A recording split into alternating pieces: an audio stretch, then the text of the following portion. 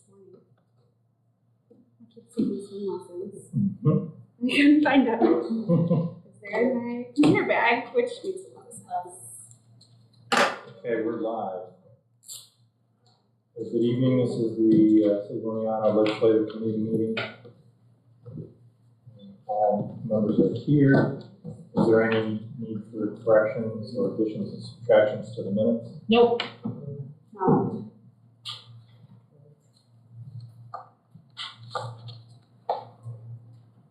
Is there anybody here in the gallery in the public that would like to speak? I would like to, but only if Mr. Yearly is going to be present tonight. You know, if he will be. I don't know if he's going to do it. We can surface that if you want. Yeah. Kind of a moot point without. All right, let's finish up with the fee schedule.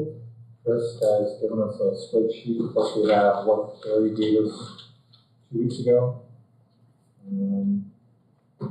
Chris, the floor is yours. So I took on the fee schedule the facilities, the parks and the athletic facilities that we have fees for, and I broke it down by various categories, because it's really difficult to say this is the X fee, this is X amount of cost for just this rental, because there's so much more that happens throughout the year for that specific facility. For example, the tennis courts, we have initial season preparation. Look across the line. It takes 4 employees 32 hours to do initial season prep. It's getting the leaves off the courts. It's mildew, pressure washing them, getting the mildew off, addressing various items. The other thing that this doesn't include is vandalism. It doesn't include typical painting or roof repair or whatever repairs might have to happen with the facility. This is just basically what does it take to be able to use this facility? Mowing it, weeding it, blowing off debris, that kind of thing. So I don't know exactly what you guys were hoping this is kind of what you were looking for. Absolutely, because this covers your costs. And that's what we've been trying to do. Yeah. Not really. That's what he's saying. This really doesn't cover this. This doesn't include all the annual things that he's doing. This is just for the prep of the event. Well, prep of the event, but I also do have some, there are categories here. Like I said, there's weekly weed whacking, there's daily sweeping, there's vet prep. So there's annual stuff, there's monthly stuff, there's weekly stuff, and there's daily stuff that we need. Not every facility has each of those. Most of them have the initial prep, and most of them have prep for the facility use.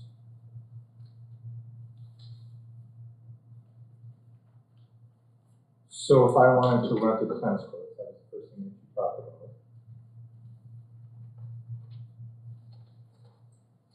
I've never rented a tennis court, So typically, the rentals for tennis courts are like high school. Do you know organizations that rent the tennis courts? It's just those two. It's when there was a summer rec.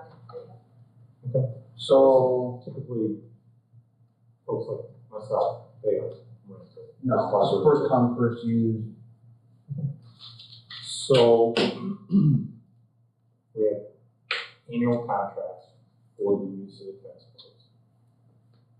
And to get them ready, we incur costs. Would you incur those costs for the general public at that level? Because you have to have them at a different level, correct?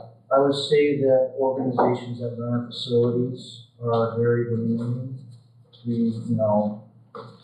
They have their events there because they're expecting a certain level of care, and they don't expect there to be leaves and mildew on the courts.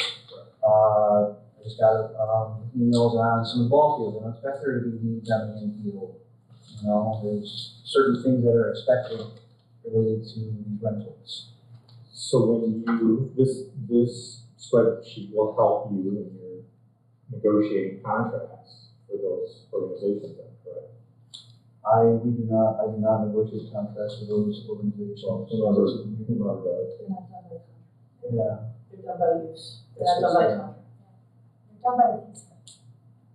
I think the only facility we have is the Damascus Field is done by There contract. has a contract and the agreement with Windows in the Armory was at least initially a contract.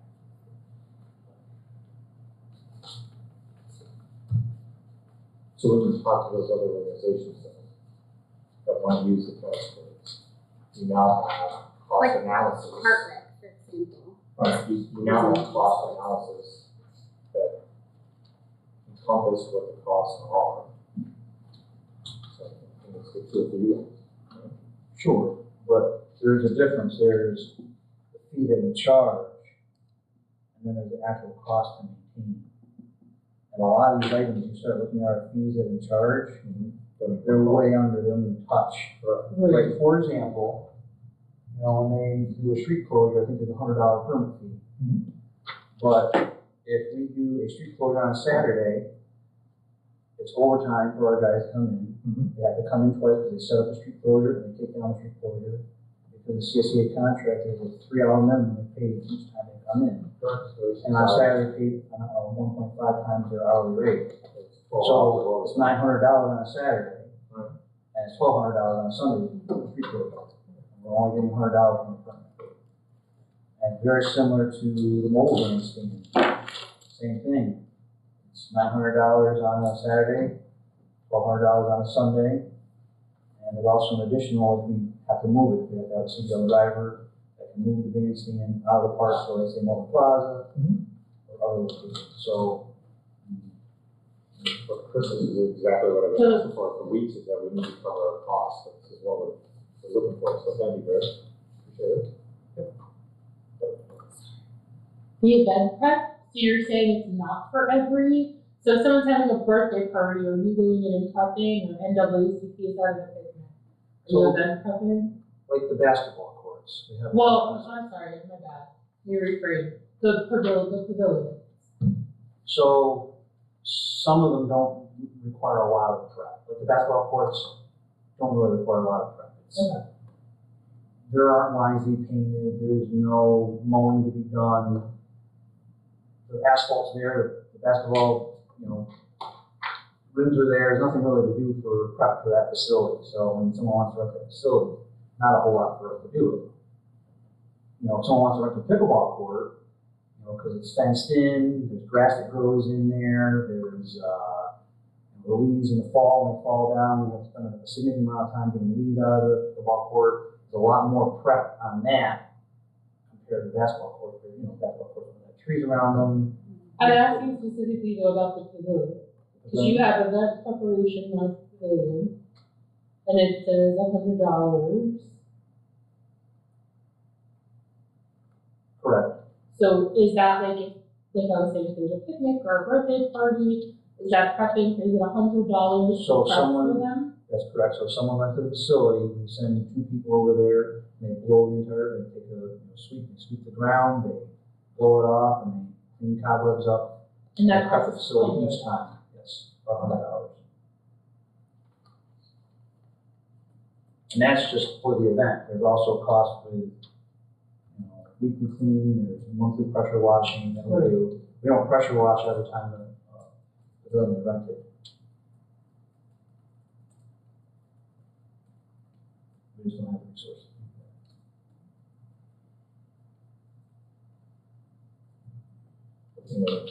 So Unless there's like we're some major. having, so really, we need to be charging at least $137 to break even. Reaction. Because it's 5 months, May to September, if we're looking at it. If we look at so that's 5 months, right? So I'm just looking at the large bill. Right. So to pay for 5 months of monthly, oh no, I got that, more than that, I messed that up. It's $300 to pressure wash the pavilion? That's correct. That's for 1 month. That's one, so we do that 8 times a year. Hold on, let me get my numbers back here.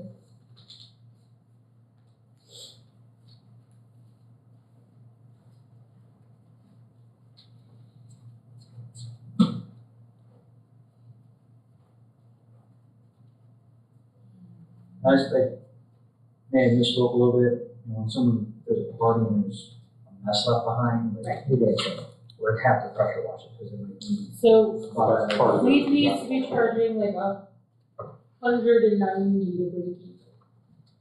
Because 5 months of the pressure washing, 4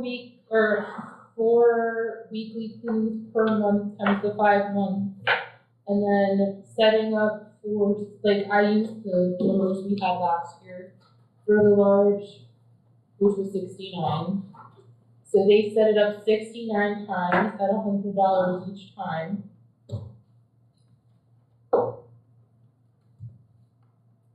But you took the monthly pressure washing, the weekly cleaning, The and state the is event missing. preparation.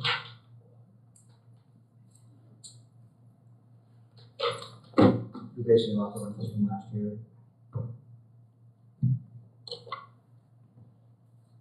No, I think she's trying to figure out if I was to rent a large pavilion today, if we Right, all how of our much costs, is- that's what she's trying to do, is what is our total You guys cost? can calculate it.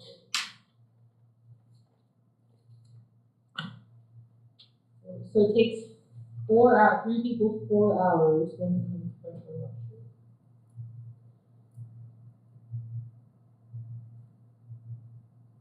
You should get $1,500 there. So $1,500 for 5 months. And then the It's six- weekly, so that's 2,000. $400 a month times 5 months, it's 2,000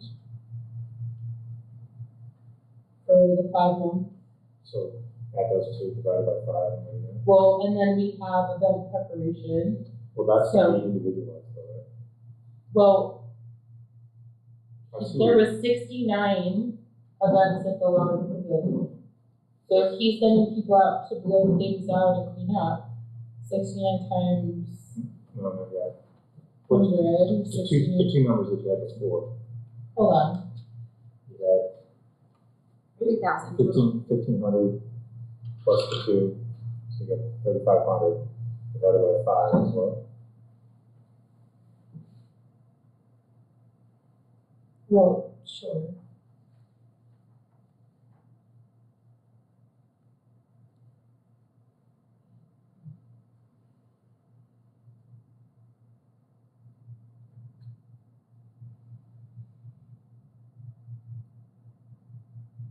The other thing I wanted to mention here, the footnotes, this doesn't include fringe benefits, this is their hourly rate, No, that's- an average hourly rate. So we have people that make less than $25 an hour, we have people that make more than $25 an hour. So depending on the person, more or less. What, so this is not us charging garbage or anything. How much does it cost to haul garbage? Depends on the tonnage we have, we do it. I did that. I mean, in the larger pavilion, if you stick with her example, you have 2 or 3 garbage cans, I mean, you have Two. Two. And it's not more than $25, so it's usually that, would say. for the 2 of them. And then. So you see the path that she's going down. Yeah.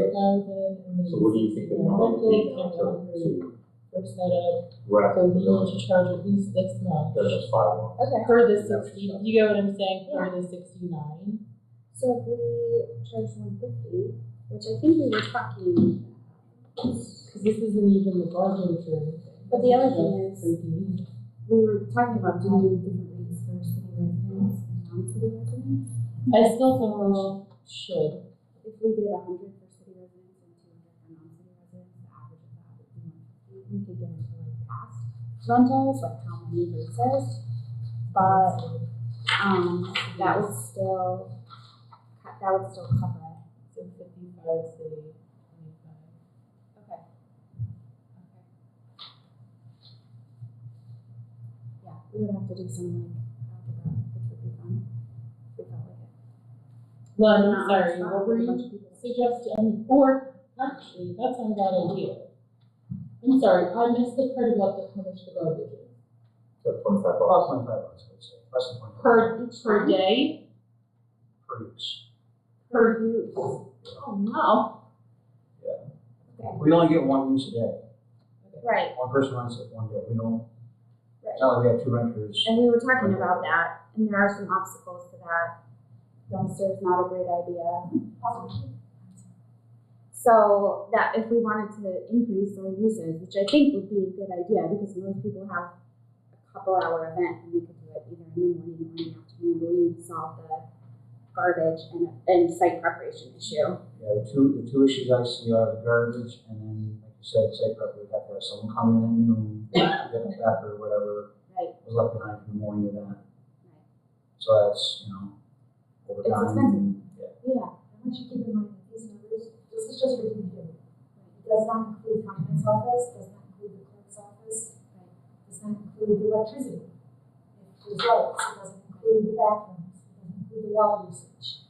So, I mean, when you really drill down the tasks that you're asking for, it can get incredibly Right, Yeah. and there's no way, I mean, we're just doing quick math, right, and there's no way we could recoup from the individual users. However, we can make it an appropriate user fee to offset the cost, because like you always say, Jeannie, there's a balance, right? It's a community benefit, we want to be able to provide that, but at the same time, it's a small group of users who are, benefiting, so if there's a way to spread that cost, that would be good.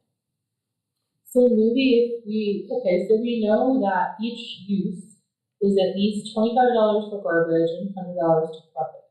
So it's at least $125. And then we split, or we have to charge.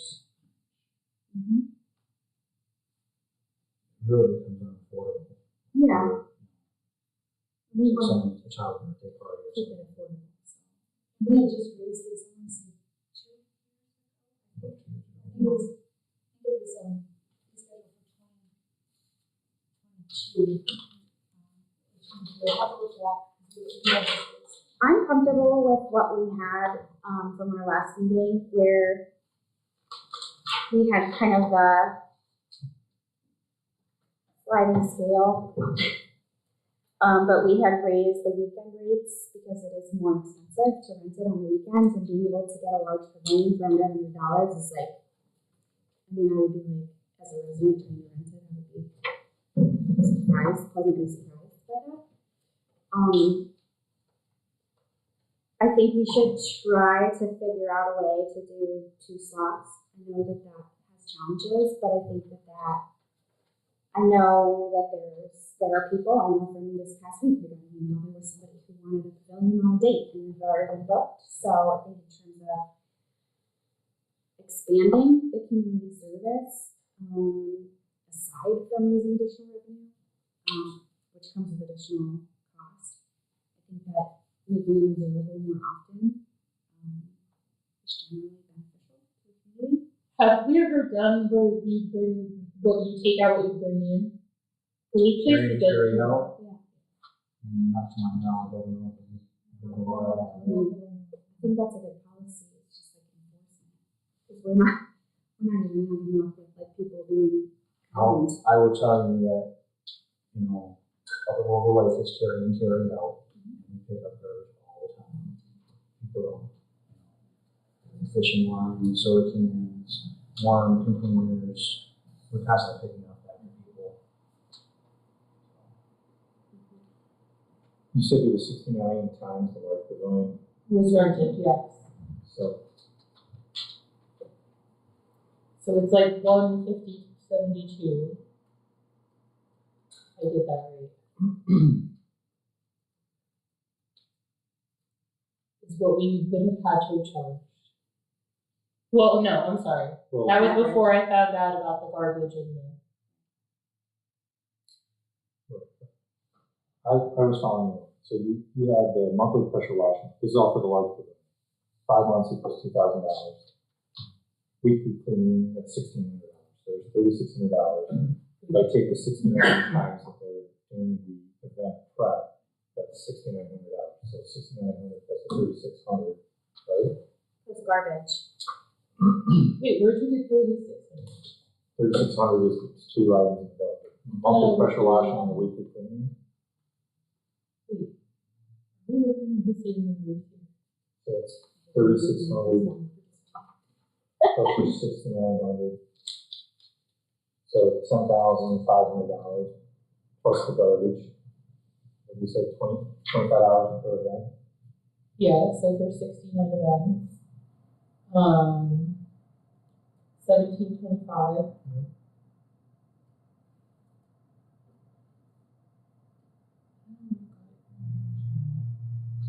So that's $12,225.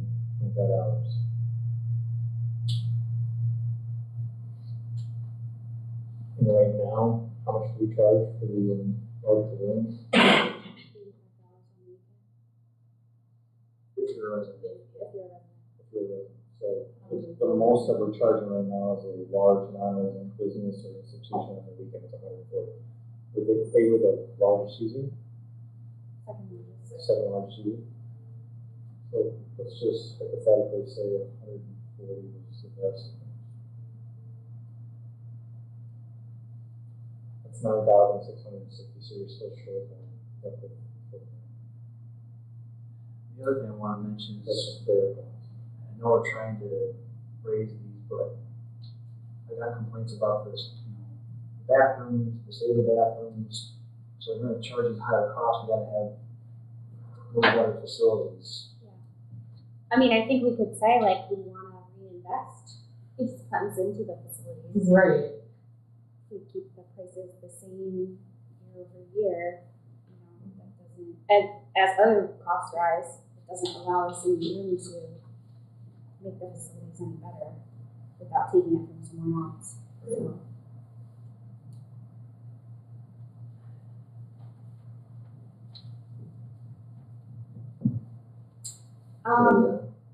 There's mind that. I mean, I would be open to at least trying the carry in, carry out thing to try to mitigate some of the garbage costs. I know that that's. Or they can opt pay. Can we do that? Can we do where they can either pay $25 for the garbage collection, or they can carry in, carry out? That's a good idea. And that way the garbage fee is on them. That's a good idea. But then I worry that people are gonna like take advantage of that. Do you know what I mean? Be like, well, I paid the fee, so I can leave it totally trashed. Do you often find the pavilions trash? Yes. After people rent them for events?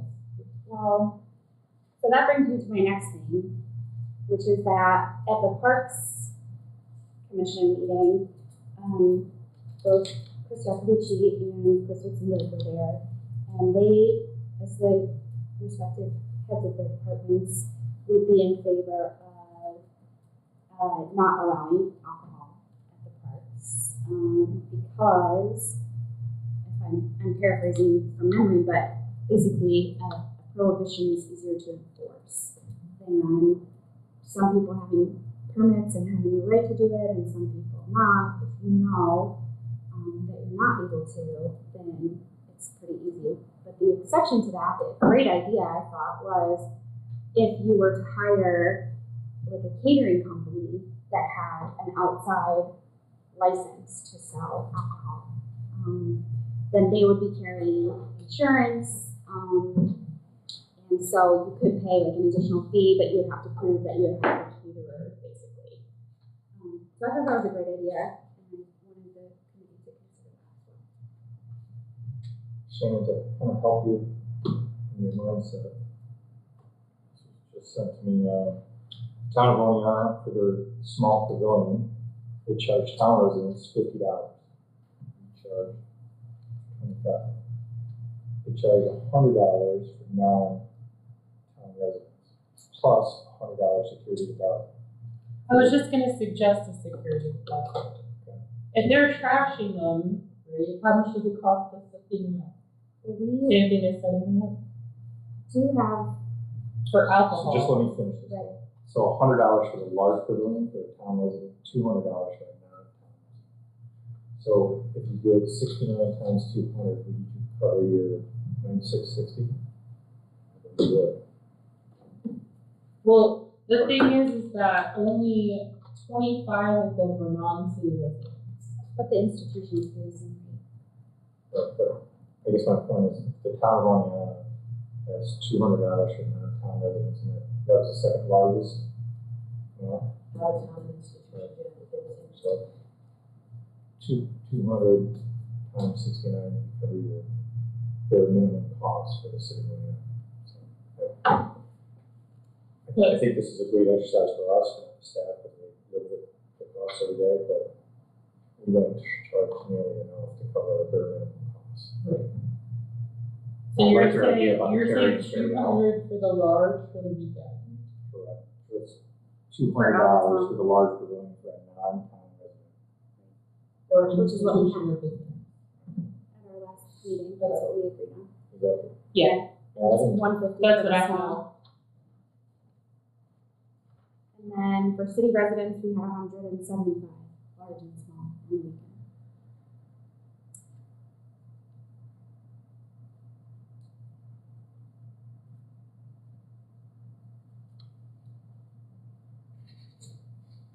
Chris, is that? It's a good step towards it. It's not gonna cover all the costs. But it's getting us close. So, Or do you wanna go right to what it costs us? Well, I think you could go to what costs us, you're gonna have less people using the facilities, because I think the fees gonna be too high. you carry out.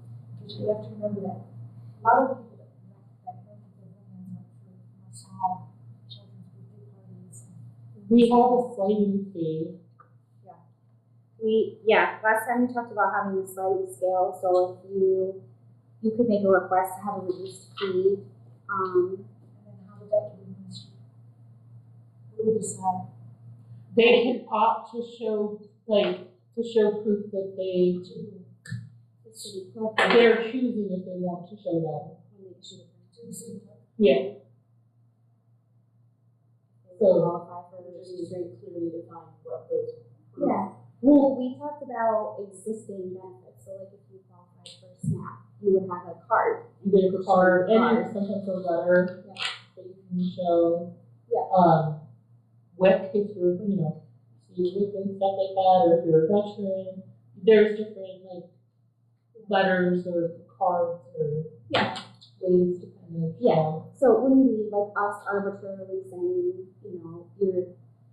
your gross income for your whole family, for a family of four, it's like if we follow the state guidelines, then it's just much less work on our part, and it's way more objective. So that's what we were thinking.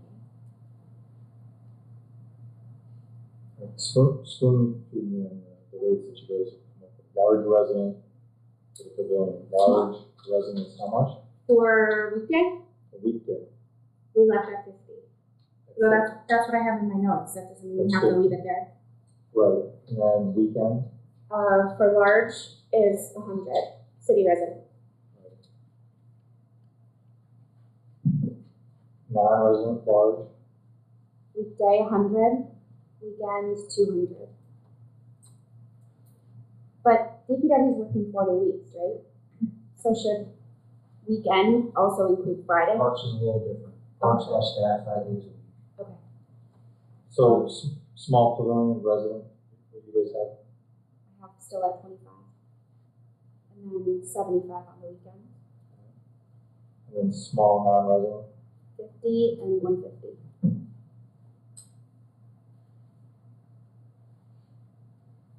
The street crew and the water sewer crew, they only do 4 times. Oh, okay. Thank you. And then sliding scale would only be available to city residents. I'm calling it sliding scale, but it's reduced rate.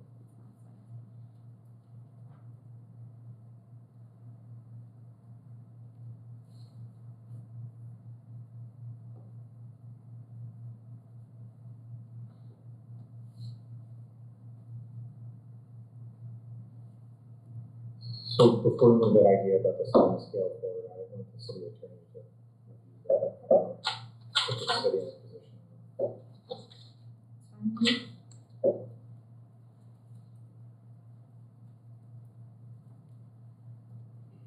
I do have a question.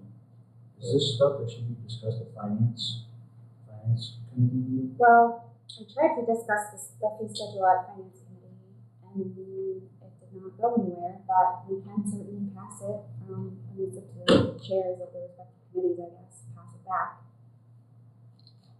In that's this how we ended particular up with it case, here. the fee schedule got handed to the legislative committee.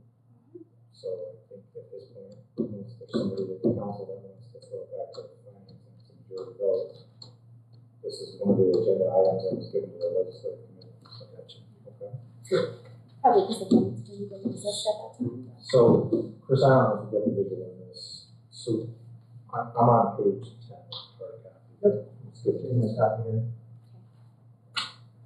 So we've moved some of the numbers north, but not even close to where they're going to cover our costs.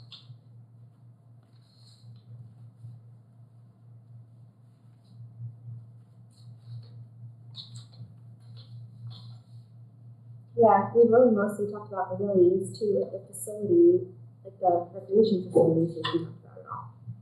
Right. For me, I'm still concerned that we're leaving the large pavilion at $50 for a resident, when half of that's going to be spent just picking up the garbage It's on the weekday. on the weekend. But we talked about carry in, carry out. So the expectation would be that there would not be garbage.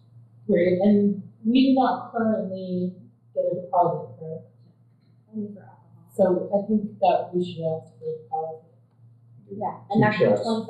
one for the rental and one for the deposit. And it could be $25, which would at least cover that. Well, the seating of it is Itself. 100. Well, I know, but I'm saying the deposit could be 25, which would at least cover the garbage itself. Right, but if they have to pressure wash, right? So if they, Isn't that based on the, isn't that included in what we base the fees on, the rental fee? The pressure washing? if we're gonna collect a deposit, I just wanna make sure we cover the cost of the staff going out there. If they have to pressure wash it, haul the garbage away. I think we're gonna price people out of it. If we have a fee and deposit, I know we're gonna get it back, but like, coming up without money up front sometimes.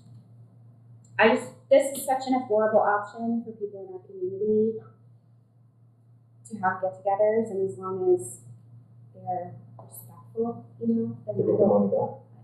But if they don't, But if they can't, alright, we just have different percentages. Do we have like a list, like, do we keep a list if people trash it? Here you're keeping a list of what's causing trouble. Well, what about when you just trash? So we don't have that policy implemented for regular use, that might be a good, at least intermediate step, that we extend the provisions of the alcohol permitting to the general user, that if you damage or cause. Totally, I mean, yeah, that should be part of it anyway, I think. That you would be banned from future, yeah, for sure. It's really difficult to pinpoint who's the cause of the damage.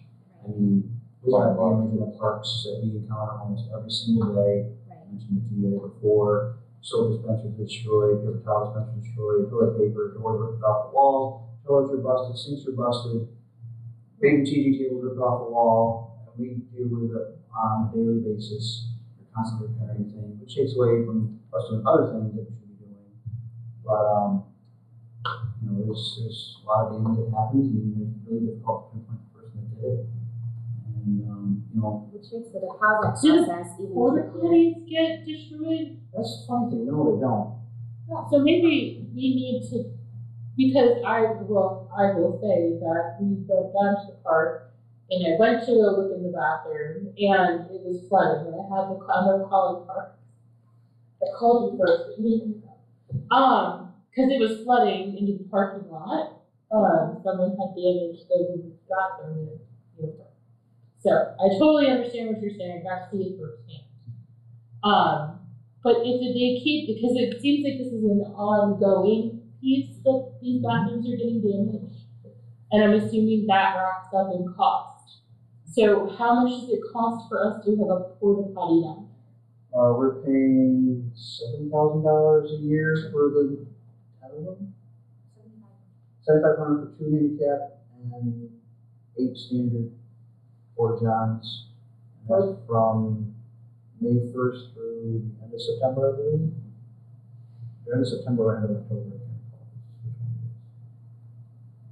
Are there any rules or guidelines? Do we have to have this type of potty available? Oh, you're talking about the pavilion? Yeah.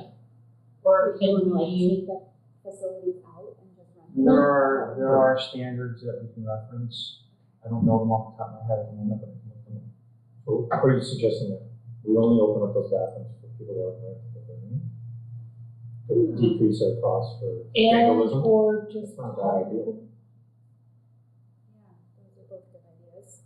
or we could have coded potty. Do they get if locked you're renting at it. night? They're locked at 10 o'clock by the police department. Okay. Not always, though. They're busy with other things, so it's not high priority. Their center outweighs their benefit.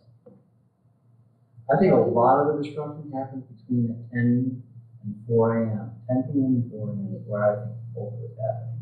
Sure. Although, there have been times where Gene's gone in to work on a bathroom in the lower part, the soap dispenser was fine, come back an hour later and the soap dispenser ripped out the wall, so it happens during the daytime too. Can I make a request? Like 99% of the people who are here for the neighborhood market. I just wondering if we can put a pin in this and come back to it after that discussion. We're almost there. We do? Yeah, I think we're close, because this is the last part that we've been kind of chipping away on. So are we finding the porta potties easier to manage? Well, plus someone else cleans them Well, and we're not managing it at all. maintains them. So we hire a company, they're coming out, pumping it out twice a week. I think they're doing it Monday morning and Friday mornings. They're cleaning them twice a day, twice a week. So that's kind of a huge cost savings. Yeah. When you consider that. There's no water, they're using the sanitizer, the hand sanitizer. Right. I mean, So, they do have those like hand washing stations too that we could rent. it's, it's a really good deal that we're getting from this company. Yeah. Um, Possibly we could only open them Open for the bathrooms when pavilion it's users. best. That makes sense. Okay. I'm One, following we this. have one more question. We're talking about carry and carry out. How will we police people not putting garbage in the pavilion garbage cans? Right. Are we going to lock them up? I mean, that's an honor system thing. Right, but if I run into the pavilion and my family and I, we left Oh. at 6 p.m. Right. How Oh, I so you're prove to saying them, no cans will be provided if you did carry and carry out. And then if garbage is left, you're fine. right, but if I've carried the garbage out and the next day the city staff comes in, magical hours of 10 to 4, Oh, yeah. I mean, I've been so through, I prove that I hauled the garbage out. I've been through this It's the conversation same many difficulty times. with the vandalism. How do you prove, was it the party or was it somebody after the party? What would it cost to have somebody from the city be stopping by or change their schedule or something to happen there at the end of the rented time? If it's somebody, More than $25. Yeah. I mean, the $25 only covers it when they're on duty, going to grab the trash.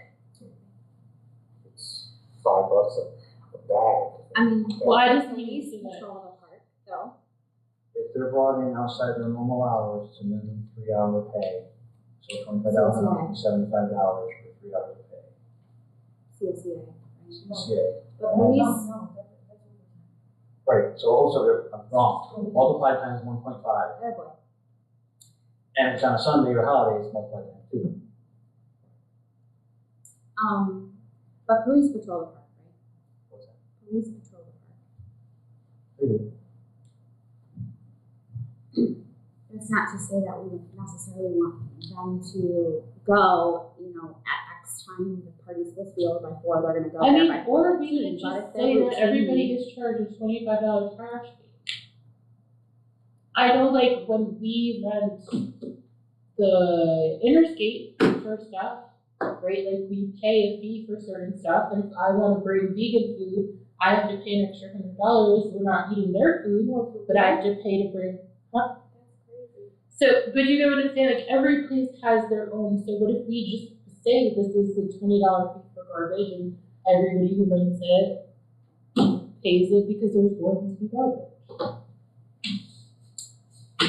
So then, because that sounds like a lot of work and a lot of money to police garbage. Yeah. So we would avoid all of this, I mean, this is a great exercise for us, but we would avoid all that if we just up the numbers where they need to be done.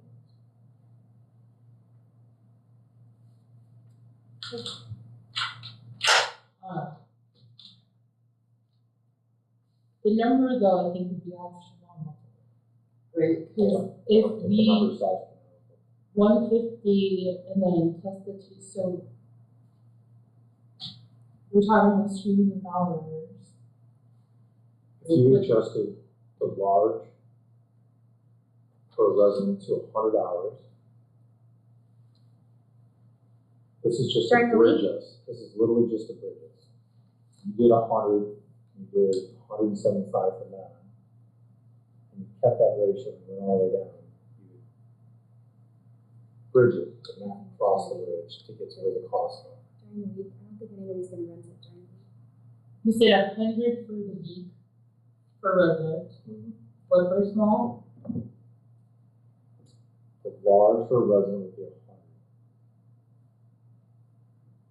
So you're just doubling everything? When I look at the cost, what it is for city staff to maintain that, Yeah, that's all I'm doing. You said Looking at the you- cost. keep that ratio, right? So I'm trying to figure out what your ratio is. So So it's double, basically. But not quite for city, not quite for non-city. It's double for city residents and, So you're saying one, so It's for gonna the allow for the weekday, non-residents. One way or the other, we have to cover the costs, and we're not there yet. Not even close. we did half-day rentals. I think that that's a way to double the revenue Sure. while still allowing people to feel satisfied with their rental. Because if it's twice as expensive, but they're like, well, we don't need it the whole day.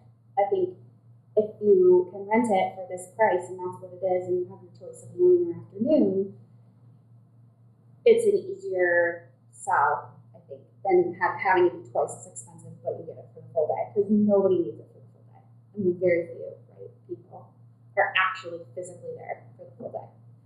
So I think that the key here is figuring out how we can manage doing that, renting it twice, especially on weekend days, morning and afternoon. Because I think that, to your point, expands the revenue in a way that is closer to covering the cost, without just totally soaking kids' birthday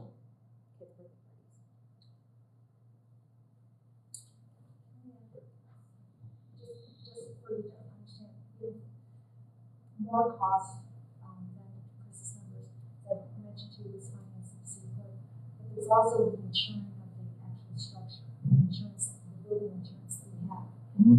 the electricity, the, the painting, the roofing, Sure. And the So- cement slab cracks, and we have to redo that, yeah, of course. So, I guess my point is that I think we need to determine a reasonable fee and not really try to cover the cost of the actual event. Because the number is gonna be so large and it's gonna be so complicated and in-depth, and you wanna cover, capture everything. I think it's gonna be a very difficult task. but what do we call upon, what was the concerns with doing half days? We just don't have the manpower to go read that midday? So it would be a minimum of 3 hours for someone to come in and clean the facility before it's rental again. So So that's, if it's on a Saturday, minimum 3 hour pay somebody. Can I ask a quick question before you continue? That 3 hours doesn't have to be spent on that task though, like we could have them do something else, right? It can, yes. But, you know, without a supervisor there and, you know, administrative staff not working Saturdays and Sundays. Okay. And it's also not a scheduled work week, so you have to remember the union contracts. Mm-hmm. So if we want them to be able to do other work, I think they would have to be scheduled for that day. If you understand me. Yes, I do know what you mean. So it'll be scheduled overtime. So no, we could actually schedule the regular time, but I don't think that would be allowed for the union. Interesting. I think we would have everyone up in arms if we did that. Okay. They would be very upset. And Try to hold them over for the full 3 hours and they can go sign up for it. The way it is. All right, so can you move north of $50? 75? Bridge the gap, 125, 50, and 75. Where are you? And then we're just going right down. For city residents? Yeah, with the city residents. I see what you're saying. 75, 50. I think we could do 150 for the large pavilion on the weekend. And 100 for the small pavilion.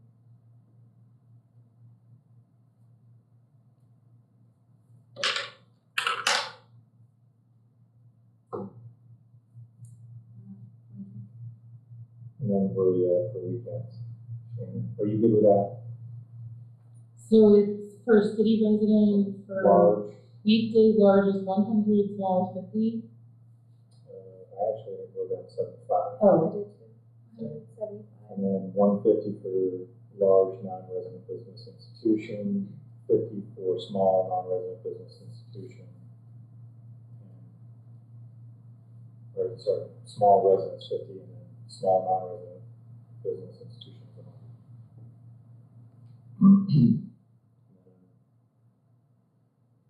Weekends,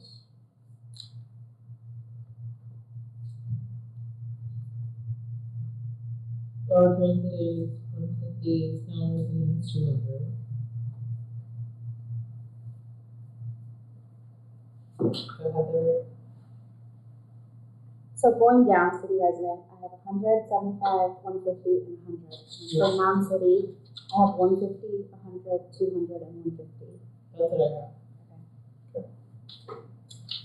And then our sliding scale, Be straight. I think, If we run that by the city I'll run attorney, that by the but city attorney. should we go over what we want the fees to be while we're discussing this? I think that should be 25. At least cover, do you know what I'm saying? To at least cover. Deposit should be, for me, I believe $100 that covers if they trash it, it gets some of the cost back. If they've got to power wash it, clean it up. A little bit of the money back. They clean it up. I guess that just lends me, like, because because what if somebody comes in and says, hey, well, somebody was turning it overnight, don't keep the deposit. How do we prove that they did in fact ruin it? Right. How do we prove it now with the alcohol permits? So we only have like 4 or 5 years, so they sent me a picture tonight, so. Makes sense. But maybe that's something you could build out, where people could take pictures when they're down that are timestamped. We talked about that. We weren't sure who it would go to. Put an email to the city clerk. Right? Oh yeah, email, right? I don't want to come to a second. Yeah, Yeah, right. Email it to the city clerk, so it's constant. I would be fine with that as long as we have a way to not make this so cumbersome. I think that, yeah, you're talking about, I'm a city resident, it's gonna cost me $250 up front to rent a large pavilion on the weekend. I'm gonna get 100 of it back. Okay.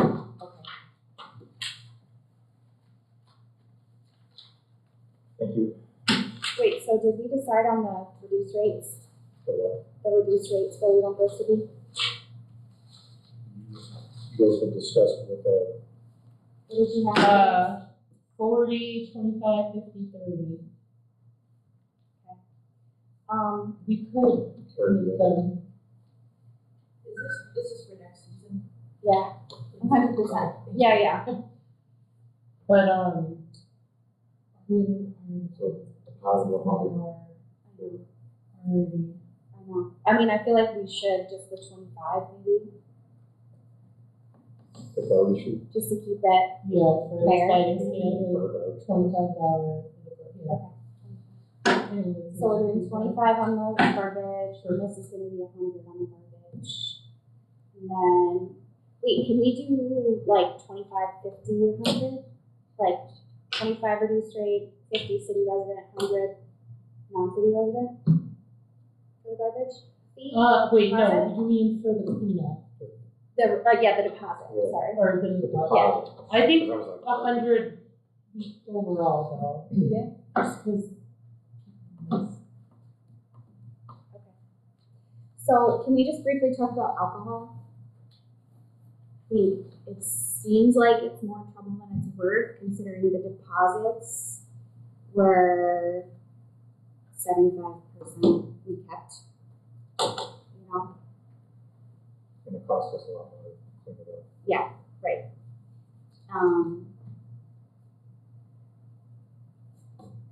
So let me say this, because I said at the meeting, the Parks Commission is going to be looking at rules for all of the parks. Would it be favorable to the legislative committee if they came back and said no alcohol in the parks? I think they did once already, didn't they? Sort of. Okay, well then let's formalize it. So we made $2,000 last year off alcohol. 500 off fees, and then $1,500 retained.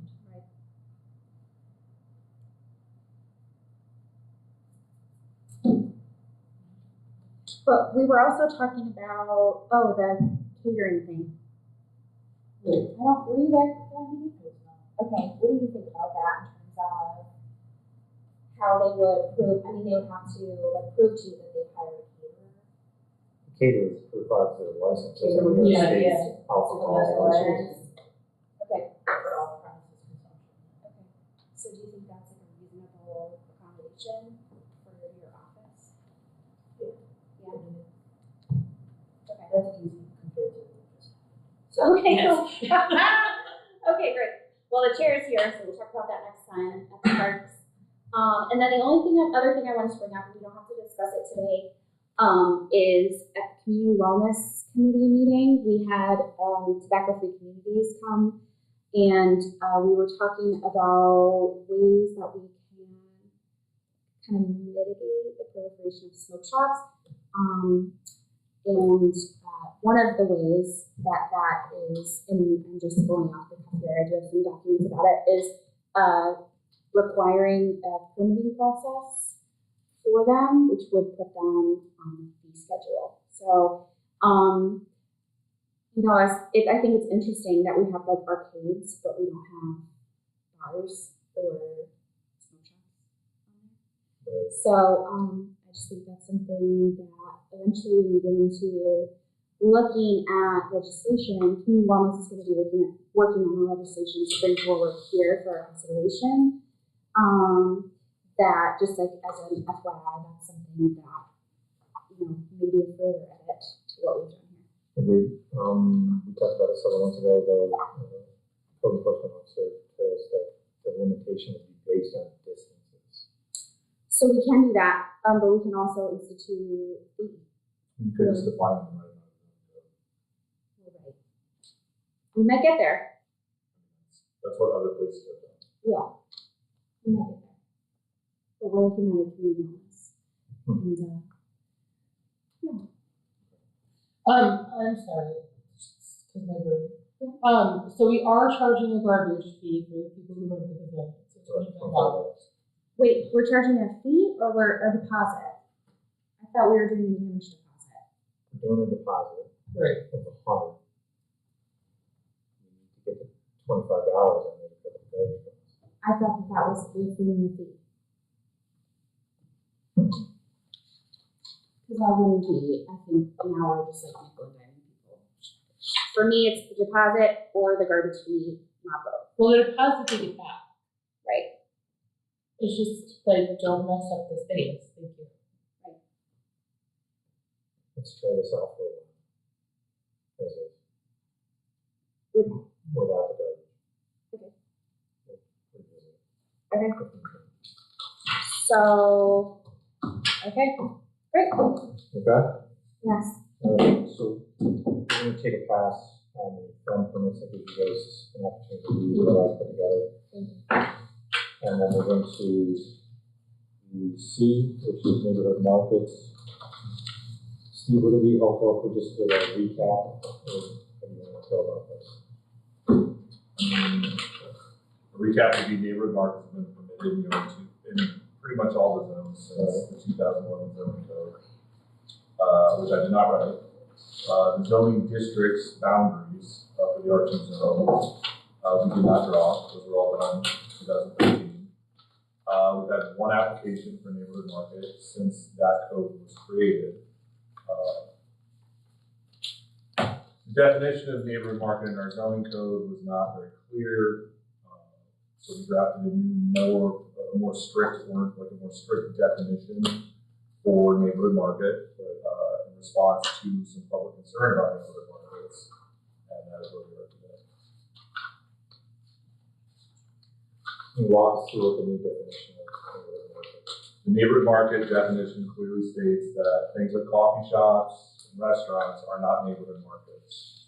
It also clearly states that areas used for the preparation, service, and consumption of food cannot exceed a certain percentage, which is like 25% of the floor area of the neighborhood market. So think about a place like Dunkin' Donuts. If you were to say like how much floor space is in that building that's utilized for the consumption, preparation, serving food, it's pretty easy to say 100. We'll say 95% because that was cooler. So that would not classify as neighborhood market. That was an attempt to essentially keep small restaurants from opening in R2 zones. It also provides requirements for screening parking, sign requirements, all the things that our previous definition and ordinance did not include in relation to neighborhood markets. This was done in an attempt to basically not remove neighborhood markets from the R2 zone, but to provide clear guidelines as to what would be expected from a neighborhood market if they went in front of the planning commission for a special use permit. As I stated many times, special use permits cannot be denied because the public's opposed to them. Special use permits are a permitted right in the zone, and courts have upheld many, many times that you cannot deny a special use permit because a neighbor doesn't like something close to them. So this provided a legislative and essentially like a mechanism of review so that we could approve or deny neighborhood markets based on actual defensible practice versus arbitrary denial or approvals. Right? And so ultimately, if I remember correctly, when you were presenting in front of the council, you gave examples of one existing market. Right? Woody's Market was the one that's still in existence, and then the other one was Center Street, which is closed, but maybe opening up again. I don't know. So Center Street Deli is a non-conforming. Well, so under the existing code, they could apply for a special use permit. Under the new definition, they would be able to apply for a special use permit. If you remove neighborhood markets from the zone, they would not be allowed to. It would be a non-conforming use, and they could be turned into a single-family home, or a funeral parlor, or a school, or a church. So what you do is you end up landlocking and use locking buildings that were not ever built to be those uses in a zone that arguably is not overly single family.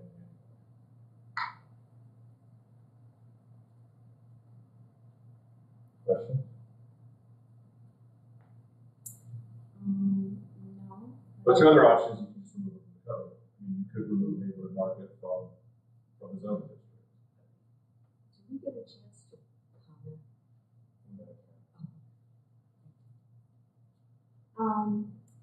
I don't have any questions, but I'm interested to hear from everyone. I'm gonna listen. Anything else you want to add? That's pretty much right now. All right, Karen, do you want to be first? Sure. Well, I'm glad you're here, Steve, because I was going to Carolyn Marks, 18 Ravine Parkway North. I think I'm correct in saying that the neighborhood market is can be allowed in R1, R2, and R3 residential code. I don't know if that's correct or not. But I do recall from previous meetings, and Steve said it again tonight, that, and I think all of you have read my numerous correspondence, petitions, whatever you want to call it. I firmly believe that with over 30 convenience stores, markets, whatever we are now calling them these days, from the east end of Oneonta to the west end of Oneonta, some of those appear to be expanding, one of which is the South Main Street Deli. We have more than we need when it comes to a quote-unquote neighborhood market. All of these are within a 15, 20-minute walk. You can ride your bike, you can get on a bus. There's a market up at SUNY Oneonta that is available to all of us. We don't even have an assessment of how well each of these markets, and some of them are relatively new on my list. Let's see, that I sent to you with every market. I just went up and down all of the streets, Main Street, Chestnut. So, for example, there are 2 new markets on Main Street. And do we have any idea, any statistics, any information as to how well they are doing? And again, here's the list. I really believe that our residents, our wards and our streets are really meant just for that, for our residents.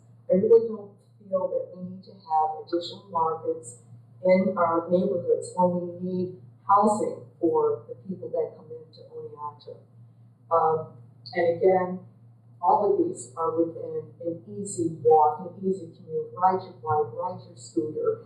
And not to mention that most people, I could do a poll here, how often do any of us go to any of these quote-unquote neighborhood markets? Some of them are, again, vape shops or tobacco. They're not what we used to know of as neighborhood markets. And maybe we could have at some point a presentation done. I can't think of his name. Historian, he could tell you all about what neighborhood markets really were and what they turned into today. So I firmly believe, this is my personal opinion, that I'd like to see neighborhood markets removed from the R2 zone. I don't see any reason for that. Parking, all of the issues that we brought up, it wasn't necessarily that we were against. I think there are reasons why they're not appropriate within our residents, on our streets, on our neighborhoods. I think we all know we have so many other things going on. They're probably of much more importance than worrying about whether or not we're going to open another neighborhood market. I would like to see, though, I understand that Mr. Campani has his market back. I don't know what his intention is to do, what to do with that, but I don't think he's going to reopen it, but if you could change that into housing, wouldn't that be a win-win? I would have thought that that particular establishment might be grandfathered in, but it is. Thank you, Steve, for that clarification. But again, we've had one request in now 10, 11, 12 years. Why are we pursuing this? Why are we dealing with this when we have so many other things we need to deal with? So again, I just want to say you've read everything I've had to say, and my final opinion is just remove neighborhood markets from R2 and any other zone that is residential. Thank you.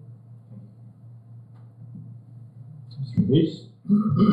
Dave Reese, 31 Elm. First of all, I felt bad for this board when I saw the editorial a couple weeks ago. Thought it was a cheap shot from somebody inside, because I don't think the newspaper had it. I had all the information was there. It was somebody's agenda to take a shot at you. And I didn't feel good about it when I saw it. Yesterday, I was driving through Albany, and I just got my phone and I said, Stagecoach Cafe. Came up and said permanently closed. So I went and I looked at the address, I drove to it. By the way, I had no idea I was even looking for it. I was working on my boat now, but and coming back, and I just thought about it. Drove down State Street, and here's this building with construction going on, and there's Stagecoach Cafe, the sign buried underneath it. Windows are all papered up, and the, as I say, rather it has anything to do with this legal business or not. But in the fall, the two of them stood there and presented Stagecoach Cafe as Cooperstown and Albany and a growing business. Something has changed. I don't know what. I mean, Cooperstown's going gangbusters. They have 300,000 people walking in front of that door, or 100 feet from that door every year. So that's the, if Stagecoach comes back, questions need to be asked.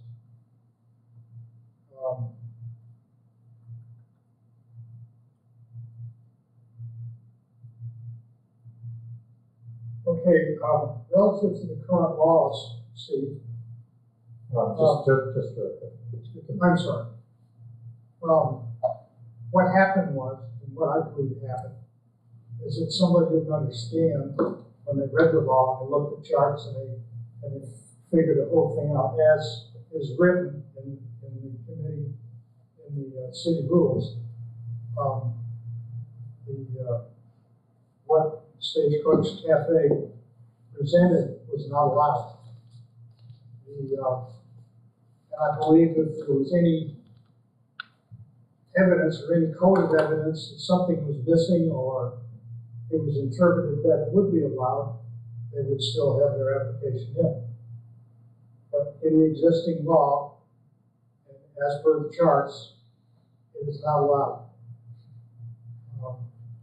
And I don't see any, the biggest thing that jumps out at me is neighborhood character. I can't imagine a coffee shop being there, but this is getting away from what you all are looking at.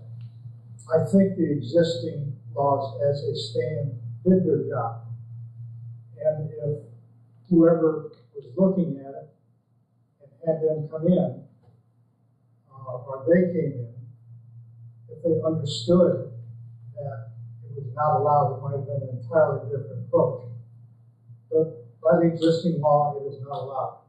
And surely the city attorney would have said, yes, it is allowed, or yes, there is a way to do it, rather than changing the law.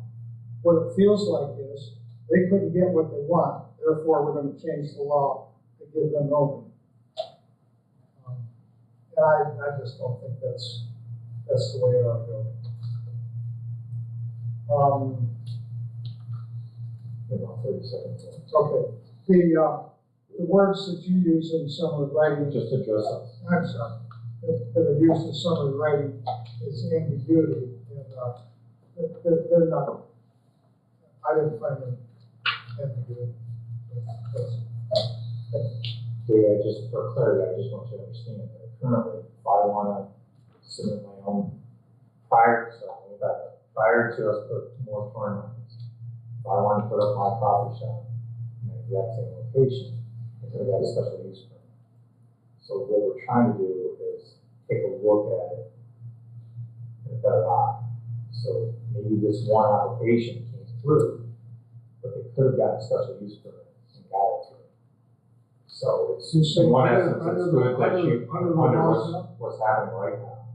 No, I mean, under the laws that are written Right now. I They could have got a special use permit. I could see no way that they could have got a special use permit if you follow the table. And I'll be glad to show anybody my opinion and let them say I'm wrong. That was the problem with the definition, and that's what we're trying to, this committee is trying to get clarified. Okay? Yep. Did you want to say anything? Yes. Helen Reese, 31 Elm Street, and, it was changed at the planning board because the original was a cafe and that was not allowed. So they changed the definition from a cafe to a neighborhood market. It was not originally meant to be that way. That's not what I wanted to say.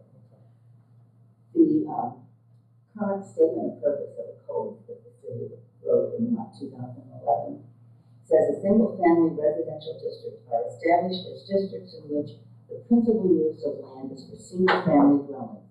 But the single-family residential district is promoting the general purpose of this character. The specific intent of this district is to encourage the construction of and continued use of the land for single-family dwellings, to prohibit businesses, commercial or industrial use of the land, and to prohibit any other use which is incompatible with continued development of a single-family dwelling in the district, to discourage any use which, because of its character and size, would create, and this is important for the city, requirements and costs for public services such as fire and police protection, water supply, sewage, substantially in excess of the such requirements and costs of the district where development solely for single-family units.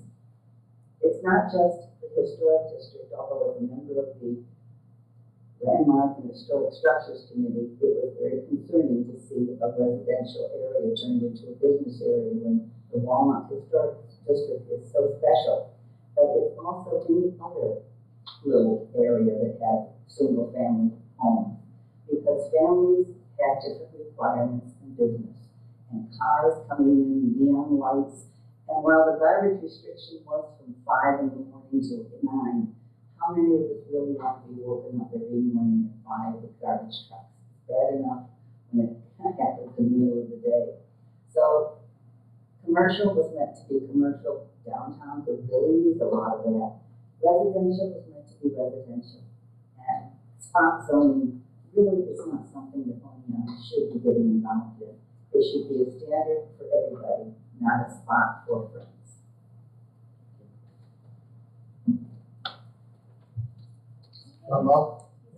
So I prepared a presentation. I don't know if it can get on there or if you can at least follow along. Each one of the committee members, we were given one. Okay. I would appreciate if you could at least refer to it, seeing as I put some time and effort into it.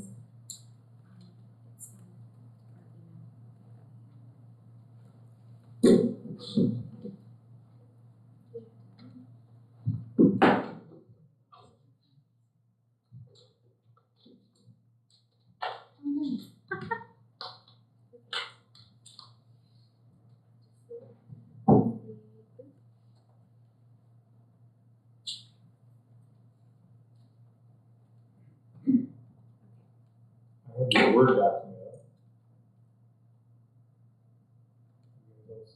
I'm all set.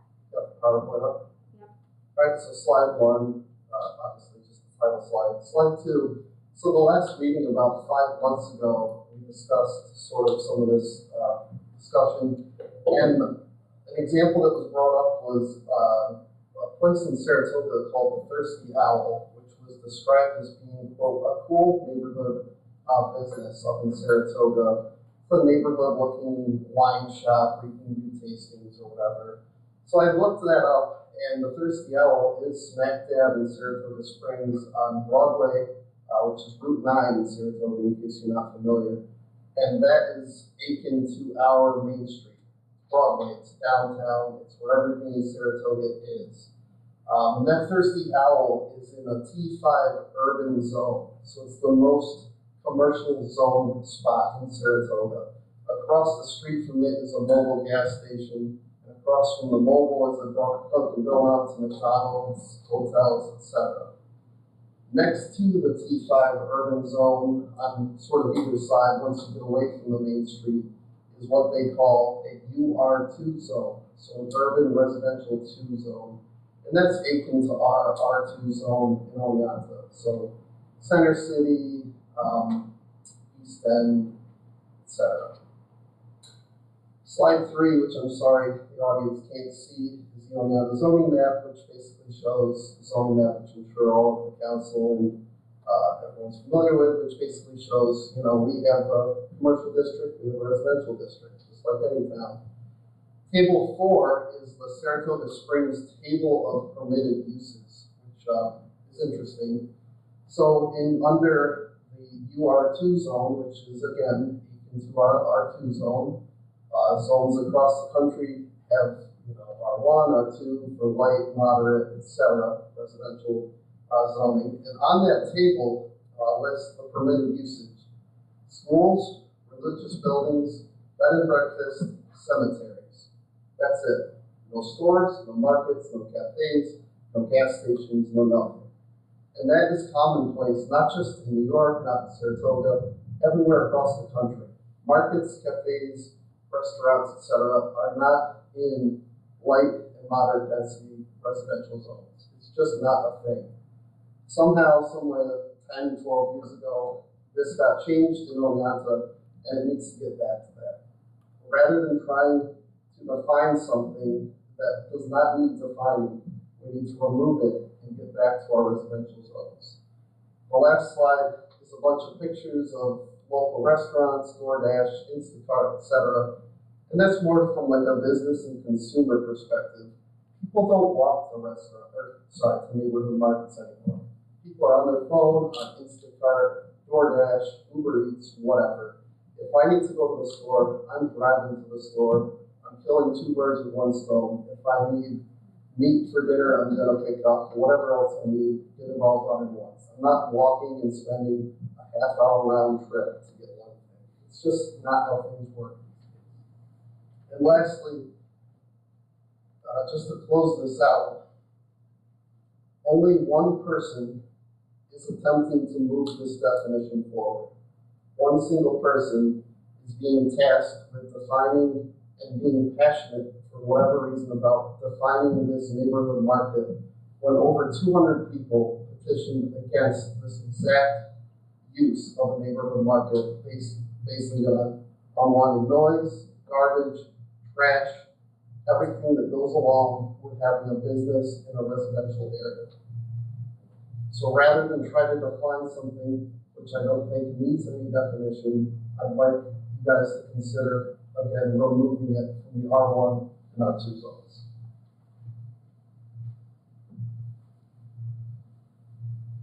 Did you want to go over your Word document? No. Thank you.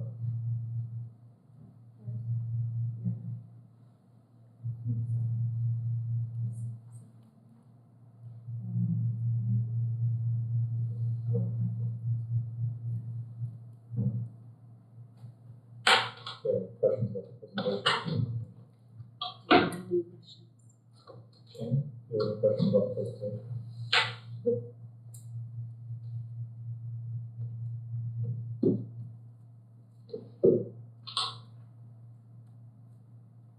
In the Word document, everything that I'm looking at, below where it says Monticello, New York, that is with regards to the village of Monticello. So the A, the B, the C, the D, that's all Monticello. The Word document I sent in February, and that was the last time this topic has been discussed.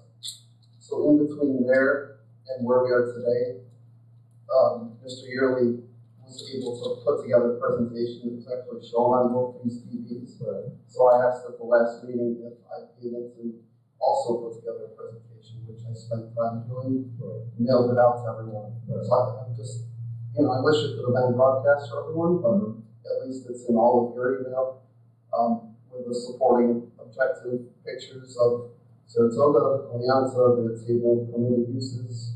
That's all objective data. Right. But again, so what I'm looking at for A, B, C, and D, that's all Monticello. The Word document I'm not even talking about, that's just another example. I could send you towns up and down New York, across the country. But yes, the Word document is totally separate. And it's all Monticello. Yes.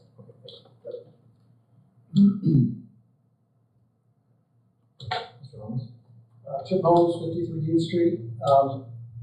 Again, there's been people here who were all surprised that the coffee shop is a neighborhood market. So the definition certainly needs to change. That's probably a mystery. Most people also want restaurants in the middle of neighborhoods, and that's what it is. You know what it is. You can call it whatever you want, but 20 seats is as big as a lot of restaurants have, including the Fresh Cafe and things like that. So if you don't want to just get rid of it, which I would advocate for, there's no coincidence, to go back to one of your original points earlier, the neighborhood markets died when people quit smoking and they raised the drinking age. Although they were cute and fancy, my mom would write me a note and I'd go down to Finley's Fine Foods on the corner of Center and 7th Street and East Street, or I could go to Campus Grocery, or I could go to Sargent's, or Center Street. They were all within a block from my house with a note and go get a pack of cigarettes for my mom, get as a treat an ice cream sandwich, and head home as a big winner. Times have changed, right? We just don't do that anymore. Neighborhood markets, as what we picture them in our head, like the place in Saratoga, or that butcher shop, Woody's, which was before Hometown Deli, was a butcher shop. And he survived, but really, when the cigarettes stopped and the beer sales stopped, is when all the neighborhood markets died and they're all converted to either their empty, ugly things, big shops, or they are turned into apartments. So I say we get rid of the neighborhood markets in the residential area. Full disclaimer, I didn't know, but they switched my house. I'm actually now in a mixed-use house, so I guess I can still have a neighborhood market. I promise my neighbors I'd never do that to them. The other thing is the idea that you put a neighborhood market in the backyard was weird to me. So that was a battle that was going to have to happen between how many structures could be used and stuff. But I set out, I developed something about Walnut Street in particular, because that's where I live here. It's not even about the historical district and all that. Maybe that would help stop things. It was the fact that the buildings on the homes on Walnut Street, for about 15 years, I was very worried who my neighbors would be because I was a young guy then. Well, now I'm 56, and a lot of my neighbors are starting to move on. Those big houses are tough to maintain. So what has happened is families have moved in. Walnut Street has kids on bikes now. There's 2 school buses that come through Walnut Street. When my kids were growing up, they weren't school buses there. And they closed Center Street, which didn't help any of us. But what I'm saying is neighborhood markets aren't needed. They're not going to be cute and hip like we expect them or want them to be. We can't regulate that. They're going to be tobacco products, alcohol, vaping is now the hippest thing in the world, right? And then everything else is just going to be a byproduct. If they can't sell, maybe one way to get rid of neighborhood markets is say don't sell vaping or cigarette products, or even don't allow them to sell beer. You can probably get 0 applications because we know what they're there for. The ones in the picture. So that's my take on it. Just get rid of neighborhood markets. We don't have to pretend that a cafe is a neighborhood market now. We don't have to fight each other, argue over definitions of who's going to sue who and all that crap. That really is negative energy. Just get rid of them. Nobody wants them. I don't know of anybody who wants them. And we don't need them. We will drive to Dollar General or to Walmart to save 48 cents on a can of beans. That's just the way the world works now. So nobody's going to walk across the street for that pound of butter at $9.99 a pound. They're going to hop in their car and go to Hanford and get it for $5. Or they can go to one of the markets that exist that are in the commercial zone. Lisa? Anybody else?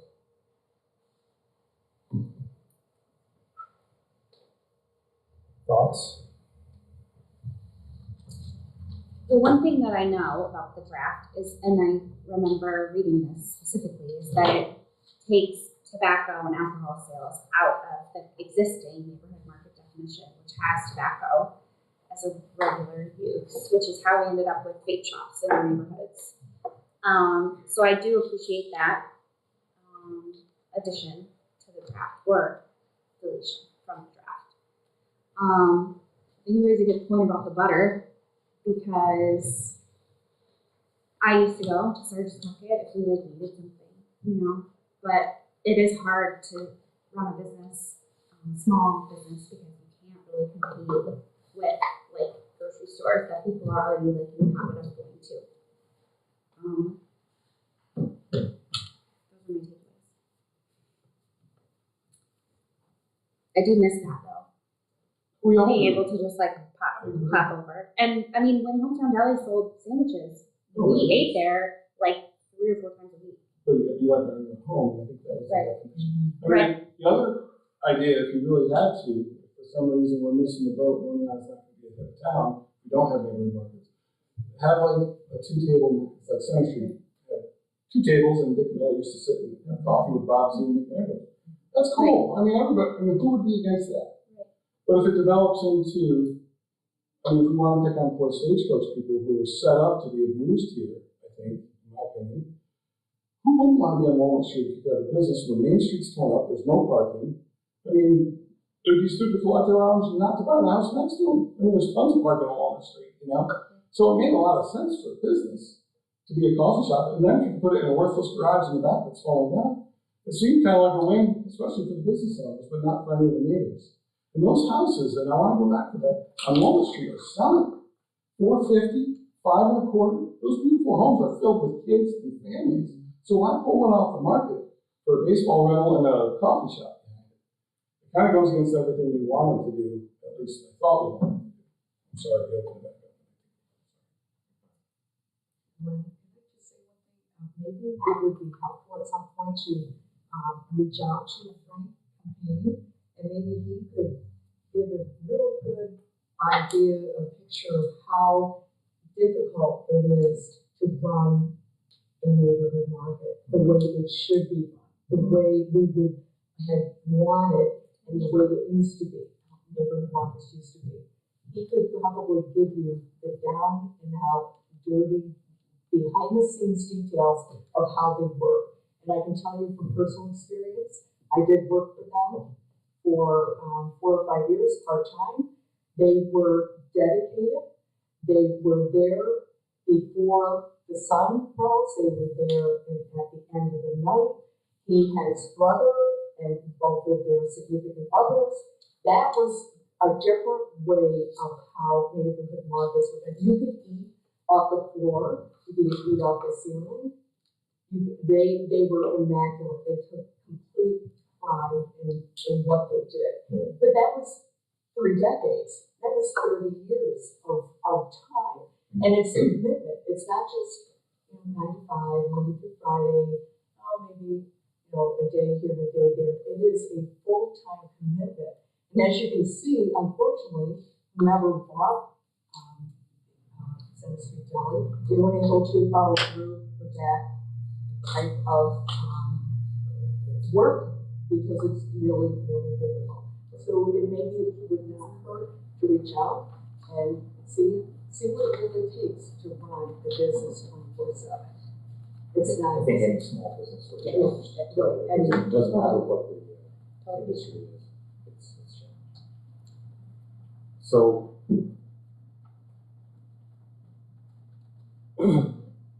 Eva said, we have a couple options. We can either sit here and flush out the definition of neighborhood market.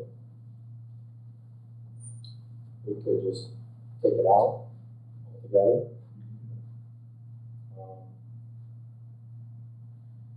There are a couple of things in here that I would want to move forward, though, like removing the bar from the ancillary use.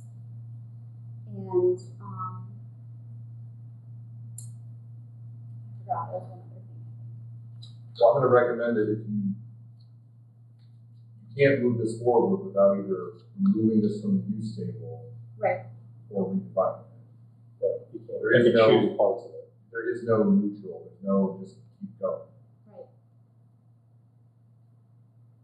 And I want to add a couple things, not as a rebuttal, but as commentary on what was said by the public.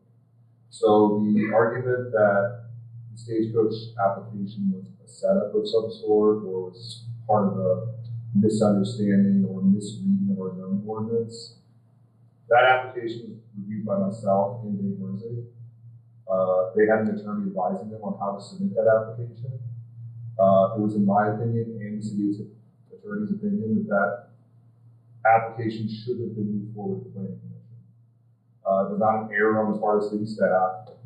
To add some context to that, I have a master's degree in land use law. I'm a certified planner, and I have an undergraduate degree in urban planning. I feel very confident in my ability to review those types of applications, and the city attorney agreed.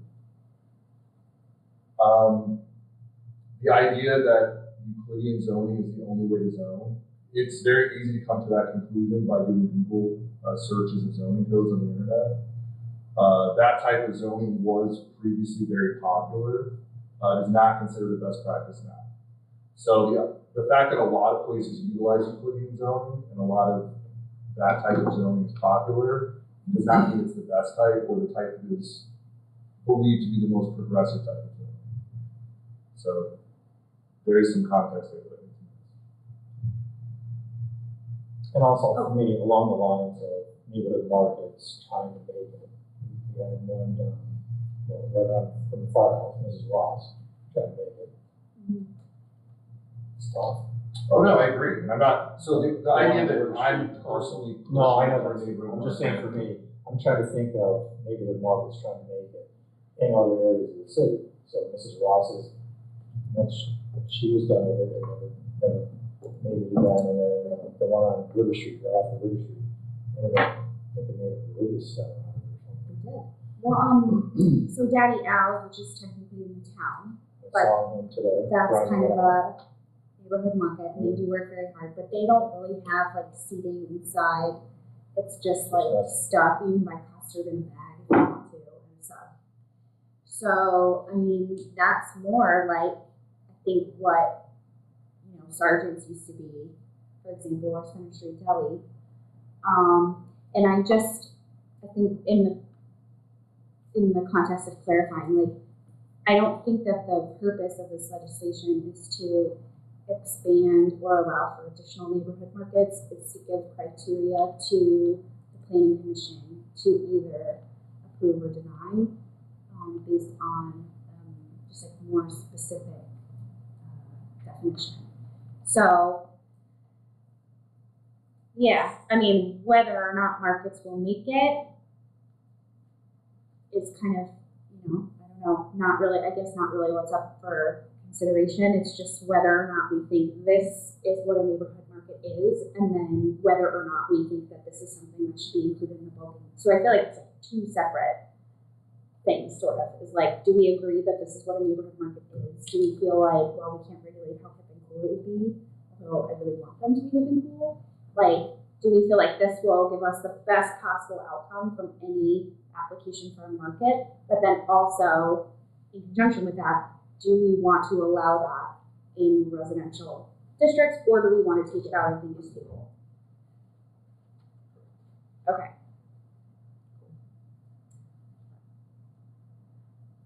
Well, the definition, page 25 or 94 pages. A pedestrian / only grocery / beverage, right. Specialty retail store offering food, beverage, and convenience products, packaged for the preparation and consumption away from the site. Right. So that's one thing that I think if we are going to continue to look at the neighborhood market definition, aside from whether or not we're going to allow it in residential zones, but if we just are looking at what is in front of us for Well, defining. clarify, it's currently allowed. Right. But whatever path we take forward, if we continue to look at this and hone in on this definition, I think that 20 seats is a lot of seats. I think 10 is probably including inside and outside. I'm thinking about if Sergeant or Woody's or the Hometown Deli were to put tables out based on the size of that, or Center Street Deli, which wasn't existing, you know, you might have room for like 1 table inside and 2 tables outside, and that's probably maximum 10 people. I think 20 is a lot. For people to stay there. Doesn't that directly contradict the first statement, which said meant for food taken away from the premises? It does. Now you're saying. You think no tables? Right, so. I mean, Center Street Deli had those like 2 Yeah, tables there in the was front. and They just had coffee, and right on paper. Well, this is the new definition. Well, right, but we're taking into consideration what has happened in the past. So like Sergeants, never had a place for you to sit, but Center Street Deli did. But to me, they're both And markets, being and they're in low Ward income. 3, which has Center Street Deli, I think it impacted us a little differently than maybe you guys have been impacted. Like, it is, and I don't know about how much money it made, but it was a hub of the neighborhood. People who don't have access to vehicles and are not able to just hop in their cars and go to Hanford, people who have, like, small children, they used to have diapers, like, you went to Center Street Deli for, like, 3 things.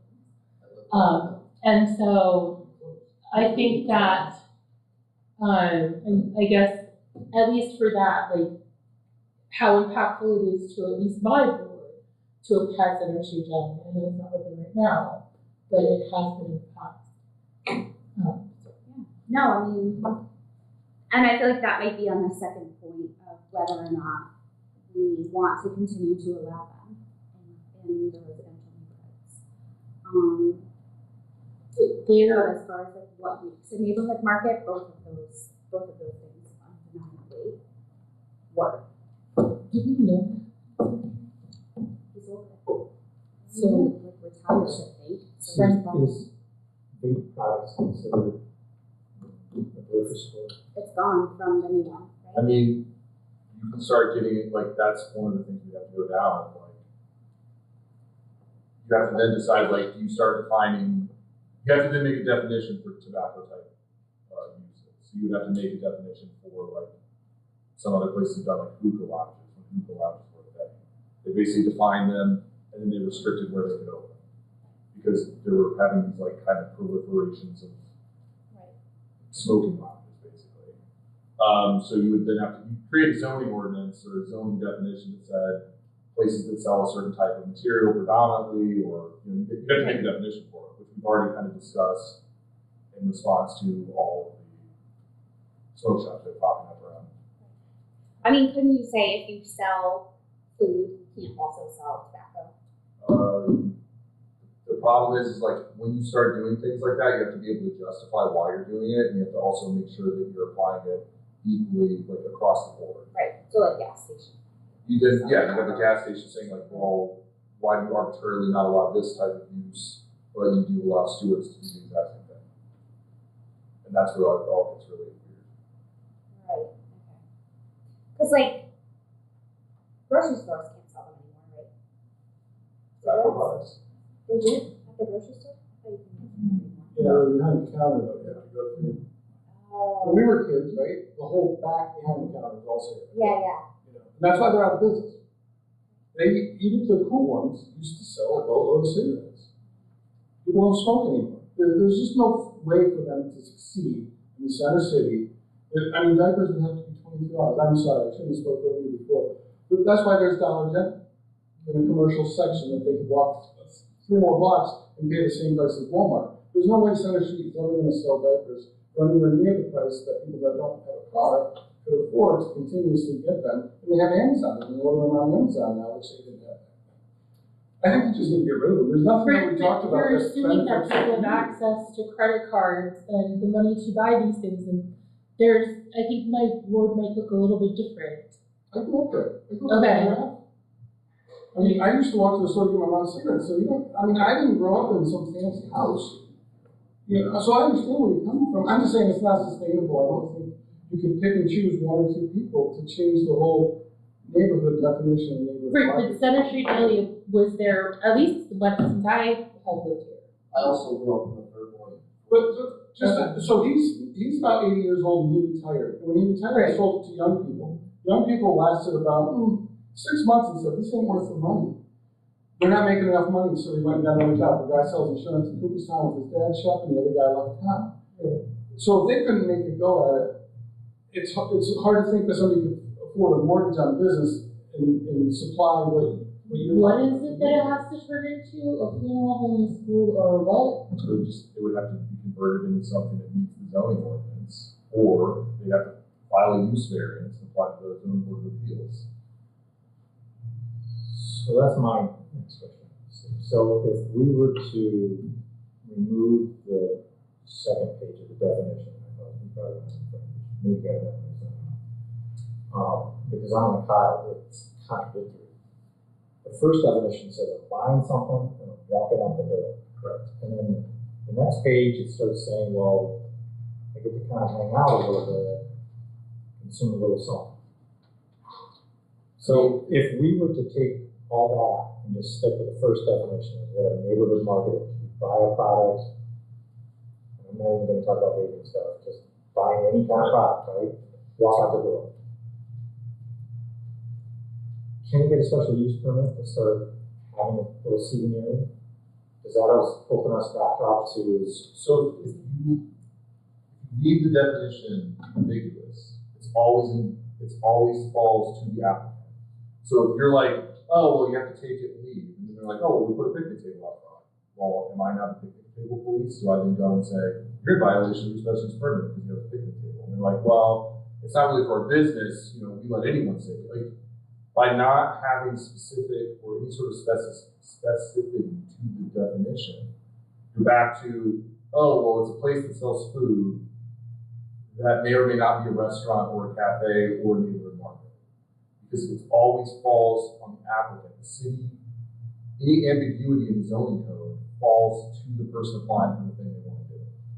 That's just a fact. That is how these things are decided in court. So we either take all of this definition and maybe tweak the percentages. Yeah. Say instead of 20 seats, we say 5 seats. I think it's a maximum of 20 seats. I don't even think it's. Well, it says 25% of the floor area, which you mentioned earlier. So, Right. So what you're doing is you're restricting seating area to 25% of the total floor area. Which is better than. And it's not seating, it's all uses, ancillary uses. So where you cut your subs, where you make them, where you sit, where you have a bun coffee machine, 25% is the maximum of the floor area. So the idea is that what you're doing is you're making such a small percentage of that usable space for any sort of cafe or restaurant use that you're not going to have a Dunkin' Donuts. You're not going to have you're not going to be able to open anything like what Stagecoach requested because they wouldn't be able to do what they were trying to do in 25% of that garage. Like that's the idea. So you're essentially throwing out things like the Stagecoach because they're applying for a 20-seat cafe, which under our old definition, their attorney and our attorney both agreed, there was very little wiggle room in that definition because it said, is it a place that sells food? Is it a place that sells beverages? That's what the old definition said. Okay. So at Center Street, does anybody picture that? So that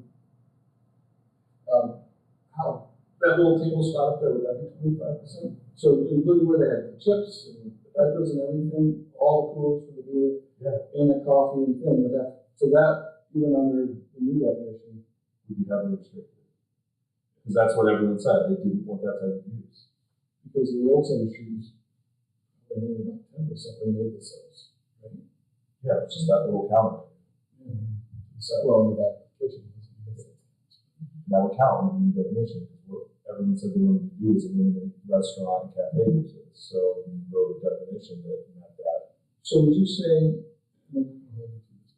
Center Street, if they came today with the setup that they were for 30 years, as we know, would that be able to fit the definition of the market? You get a special use permit? I mean, we have to review what they were proposing. But just with this unique area. Yeah, I mean, a couple tables in a deli area, that's what the definition allows. I mean, that's the whole point, was to restrict cafe uses because the major position from the public was they didn't like the fact that Stagecoach had an outdoor seating area and that they had all this. So, again, I'm returning to I work for the city in a capacity where I review, write, and make recommendations related to the zoning ordinance, because that is what I'm trained to do. We developed a definition in response to an application that a lot of people were upset about. That definition was intended to respond to complaints, not to generate what I would call a conspiracy theory about the city attempting to help people work applications that were otherwise not allowed through the process. So I guess that's, for me, when I look at this definition, And I honestly don't care, let me rephrase that. I am not strongly in favor or opposed to neighborhood markets. I think that modern ways of looking at urban planning are not matching Euclidean zoning that is very common in America. And that's something that over the next, 10 or 15 years, I think you're going to see coming from the top. We're going to move away from Euclidean zoning. And I think that's just part of where we're headed, because historically Euclidean zoning was not how places developed. That's why you have all these neighborhood markets that predate Euclidean type zoning. But yeah, this definition was a response to neighborhood complaints.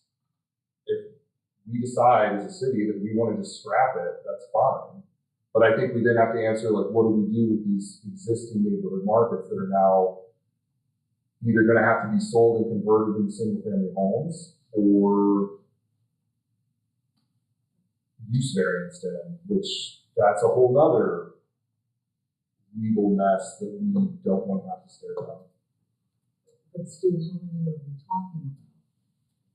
I would say, yeah, that's actually a good question. So what I go back to is we've had one application in almost 15 years. So to me, this seems like a lot of public concern about one application in 15 years.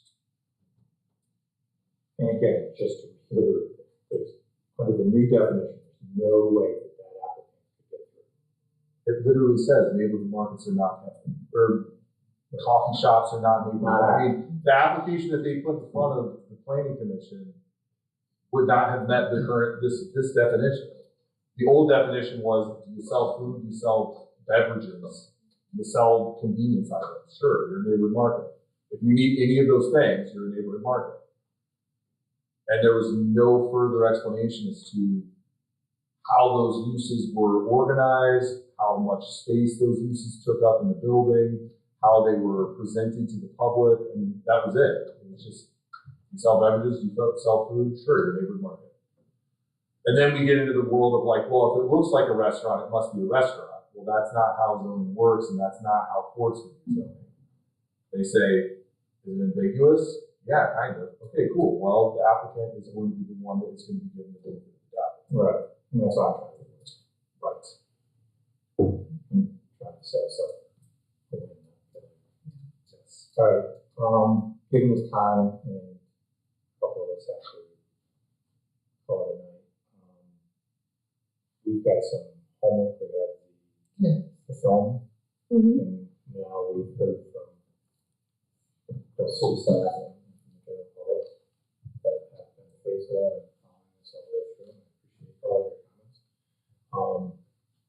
So that's the homework for 2 weeks.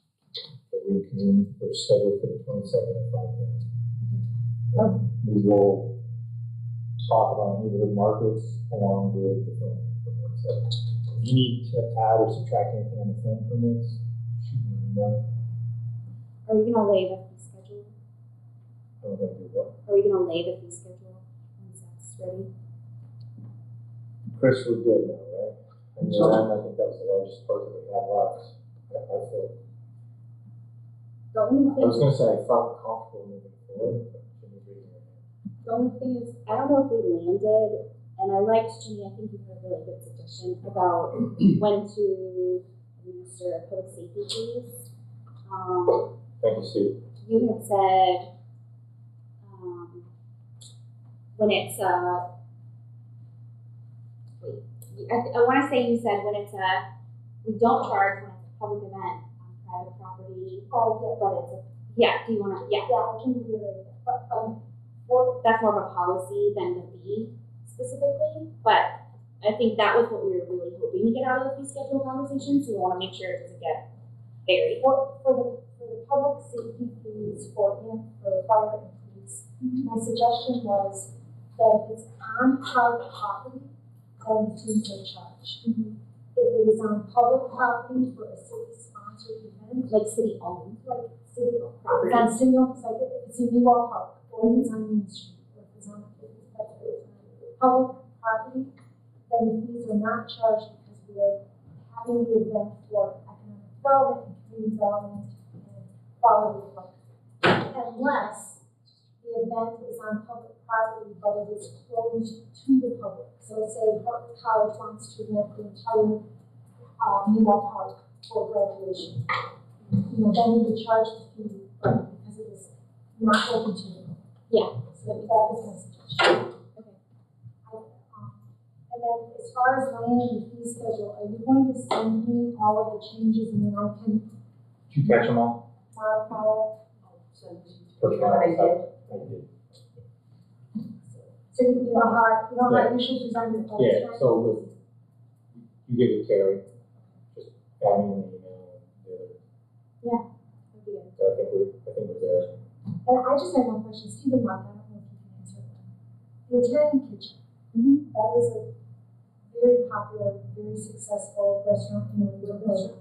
Is, would that definition be affected by any other discussion that you're currently having? Would somebody be able to have an Italian kitchen? No. Not under the definition. It would be a restaurant. And actually, that's one where like they turned it into housing and it's quite strange. Anyway, I wish he was still here. We I almost want to made it. make sure he knew that I wasn't letting him off the hook. Oh, Helen, you're early for the neighborhood, or for the landmark and historic preservation. Alright. Nice. They're hoping to get in here, so. She had to, Carrie's here, but I think she's Are we there. still running? Can I just ask a quick question? And doesn't Next have to be discussion on the neighborhood markets, next meeting, So it'll be the 22nd, at 5 p.m. and that will be more discussion or possibly a vote or no. I think we're gonna have it one way or the other. Yeah, I don't see this going on long. I don't know, I think we're gonna be one way or the other. It's either gonna be existing definition that's been presented to us. Maybe we'll tweak it, I think the only room for tweaking would be the percentages. But I'd like to do my homework. There's one thing, and I need to bring, but the, how they acquire the special permit from the planning commission. There's some wordages in there that could be interpreted a couple of ways.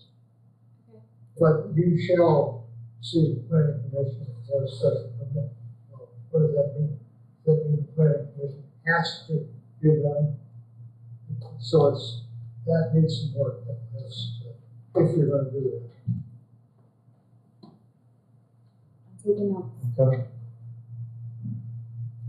Can I just ask a quick question about the ethics board? Because the mayor was gonna populate that and then we pulled it, but I think we finished. So should it go back for population? I think we're. Yeah. Okay, thank you.